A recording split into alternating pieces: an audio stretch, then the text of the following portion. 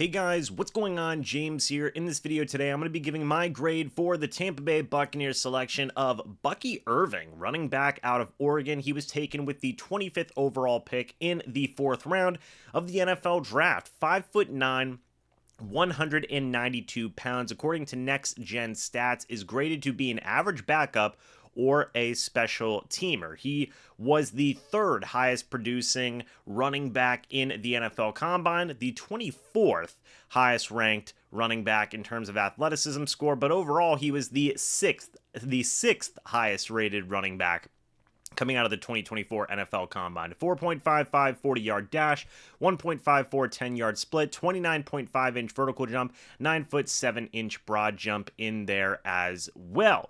Gets a comparison to Dameon Pierce, which I think is a good comparison, right? I know a lot of people like Dameon Pierce at the NFL level, at least coming out of college going into the NFL. His draft prediction was round 5. He went at the end of round 4, so that kind of checks out. You take a look, he spent some time at Minnesota to start off his career. He led the team with 966 all-purpose yards. He played in 12 games as a reserve. Then in 2022, he went his way over to Oregon, was an honorable mention in the Pac-12 conference, led the team with 1,058 rushing yards, 5 touchdowns in there as well. Played all 13 games with 12 starts, so shout out to him for that. Second team all Pac-12 conference in 2023 as well. Led the team with 1,180 rushing yards, tied for the team lead with 11 rushing touchdowns. Started all 14 games as well. He had 413 receiving yards and 2 touchdowns receiving, by the way. And look, coming out of a place like Oregon, that's awesome, right? I've said this before and I'll say it again. Oregon's a great school, is going to prepare you for the NFL level. Oregon had a great program, lot of high-level draft picks in this draft coming out of Oregon, and Bucky Irving was a starting running back there. That matters. It certainly does matter. Now, one thing that's so interesting to me, I mean, look, two 1,000-yard seasons in the Pac-12 is impressive. Also, you add his receiving ability in there as well, and Bucky Irving is a guy that can give you a lot of different things as a receiver and as a runner as well. However, I say that to say this.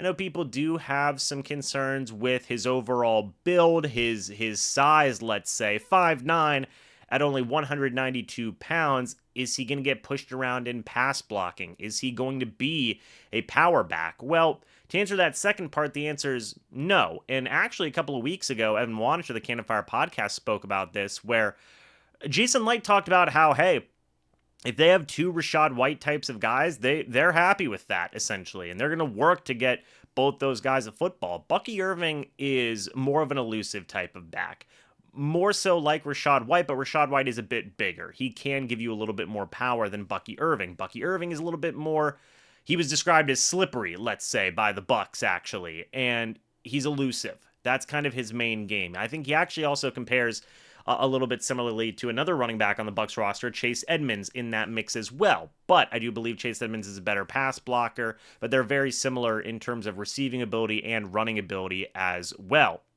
What's interesting to me is the Bucs didn't really go for a power back in this draft. Ray Davis was on the board. They opted to not go with him. They went with Bucky Irving. Now, Ray Davis, I believe, eventually went to the Buffalo Bills, and I know that's going to be something that people are critical of. The Bucs, at least according to a lot of fans' minds, wanted a power back, wanted a guy who could be a short yardage running back type of guy. The Buccaneers felt differently about that. They decided to go with another elusive type guy. I don't think that's necessarily the wrong answer. I don't think that is objectively wrong. Of course not.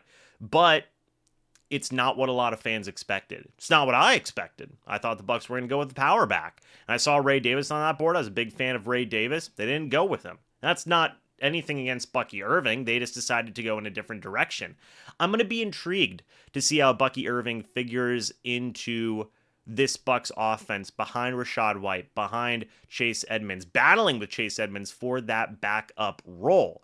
You never know who's going to make an impact, right? Bucky Irving could come in here and absolutely light the world up and go crazy, right? In a good way.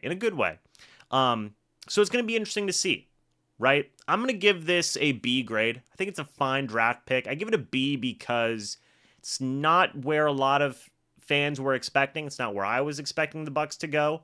but I am intrigued about the idea of Bucky Irving, right? I said this before. In terms of just like overall players, like good example, the Michael Penix pick with the Falcons. I like Michael Penix a lot as a player, right? I do. But, it's the situation he's entering as to why you give that a grade, right? I like Bucky Irving as a player a lot, but given entering the situation where he does have some similar play to both Rachaad White and Chase Edmonds, it's an interesting path to take. And let's pay attention to it. I think it's going to be fun. Again, going to a school out of Oregon, I like Oregon. I think they're a great, organization or a great school. And Bucky produced great stats there. Great stats. So this should be fun. Going to be a good competition at running back. But let me know your guys' thoughts and opinions about this pick down in the comments section below. I gave it a B. Do you guys agree? Do you disagree? Let me know your thoughts and opinions. I'd love to hear it. Thank you guys so much for watching this video. Hope y'all enjoyed. As always, guys, I'll see you all in the next video or the next live stream. But until then, and as always, guys, goodbye for now. Go Bucs.